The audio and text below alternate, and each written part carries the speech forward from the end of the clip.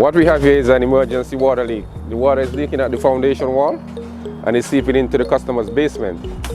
So what we have to do first, we have to shut off the tap or the city main, and then we have to break a hole next to the foundation wall, find exactly where the leak is, and then we're going to do an emergency repair at the foundation wall.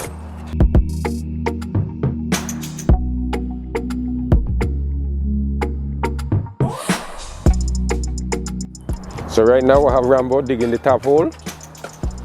Once we get to the tap, he's going to shut it off. Then we start working.